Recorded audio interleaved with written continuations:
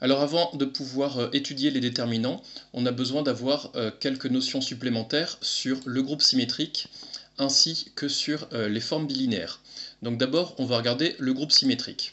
Quelques rappels, si grand X est un ensemble, on appelle permutation de grand X toute bijection de grand X dans grand X.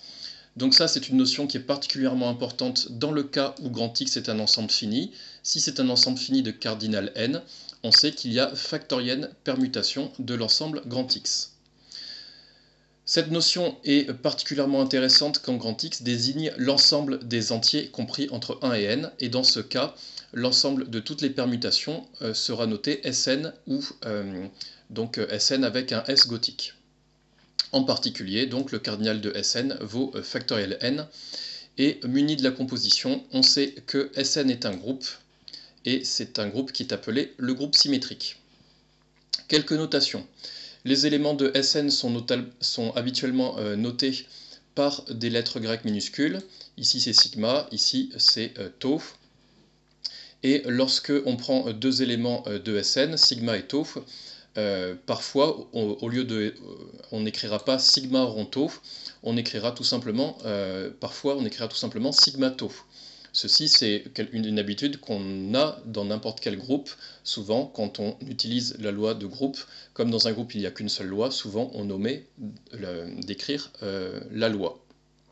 Et du coup, sigma tau, on appellera ça tout simplement le produit des permutations sigma et tau.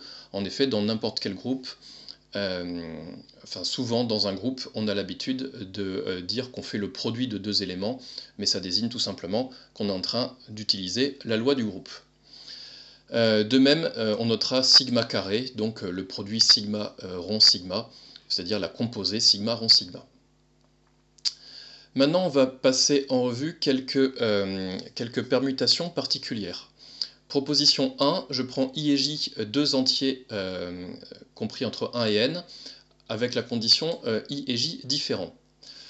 L'application sigma définie par I est envoyé sur J, J est envoyé sur I, et tout X qui est différent de I et de J est envoyé sur lui-même.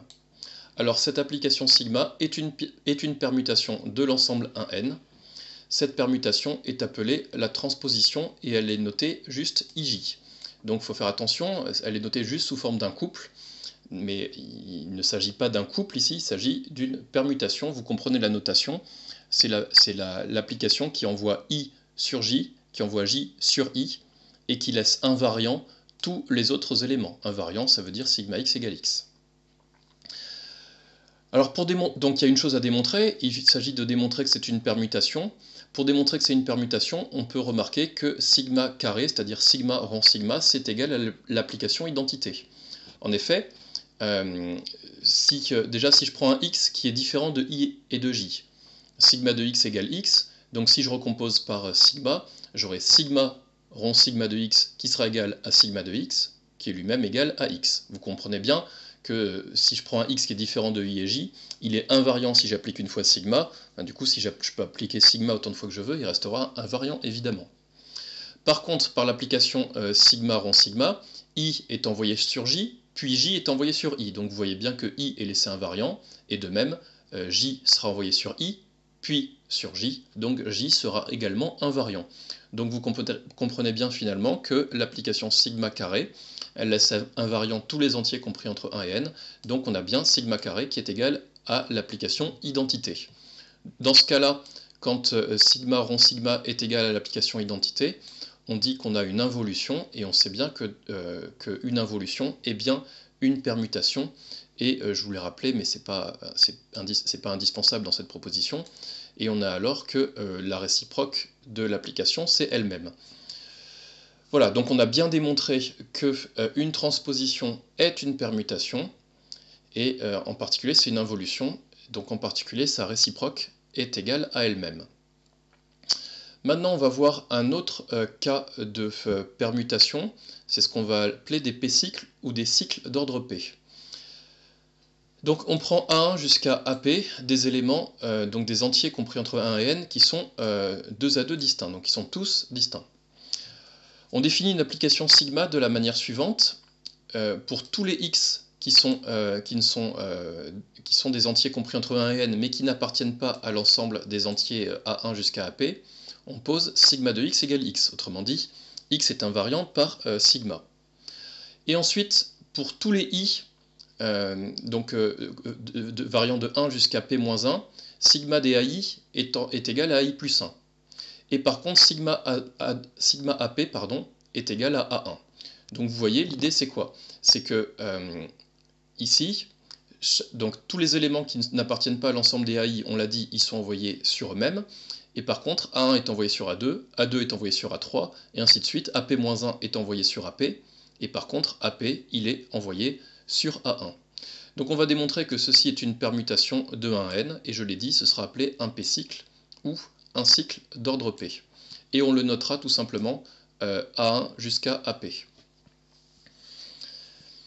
Donc, ce qu'on peut remarquer tout simplement, c'est un peu la même démonstration qu'au-dessus, mais en plus général, on va remarquer que sigma p est égal à l'application identité. En effet, donc déjà, les x qui n'appartiennent pas à l'ensemble des AI, de toute façon, ils sont invariants par sigma, donc je peux appliquer sigma autant de fois que je veux, ils seront toujours invariants.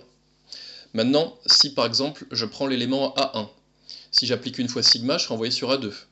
Si j'applique de nouveau sigma, je serai envoyé sur A3, et ainsi de suite. Si j'applique P-1 fois sigma, je serai envoyé sur AP, et si j'applique P fois sigma, je suis réenvoyé sur A1. Ça, évidemment, ça marche pour n'importe quel élément des AI. Si j'applique P fois l'application sigma, je retombe sur l'élément que je me suis donné. Donc finalement, sigma puissance P est égal à l'application identité. Et ceci, je peux le réécrire sigma rond sigma p-1, je peux aussi le réécrire sigma p-1 rond sigma, c'est égal à l'application identité. Donc cette égalité nous prouve précisément que sigma est une permutation, et ça nous prouve même que sa réciproque, c'est sigma puissance p-1. À titre d'exemple, je vous ai fait une représentation du cycle 1, 3, 4 dans S5. Donc le cycle 1, 3, 4, il existe, comme il met en jeu les entiers 1, 3 et 4, évidemment, il ne peut pas exister dans S3. Dans S3, il n'y a pas 4, par exemple. Mais donc le cycle 1, 3, 4, j'aurais très bien pu le prendre dans S4 ou dans S5 ou dans S6, enfin dans n'importe quelle valeur de Sn pour n supérieur ou égal à 4. Donc ce cycle, vous voyez que ce cycle, il ne fait ni intervenir 2 ni intervenir 5. Ça veut dire que 2 est envoyé sur 2 et 5 est envoyé sur 5. Et puis ensuite, ça veut dire que 1 est envoyé sur 3, 3 est envoyé sur 4, et 4 est envoyé de nouveau sur 1. C'est exactement ça qu'on a vu dans la proposition 2. Et d'ailleurs, quand vous voyez ce dessin, vous comprenez bien pourquoi il s'agit d'un cycle. Ça saute aux yeux, évidemment.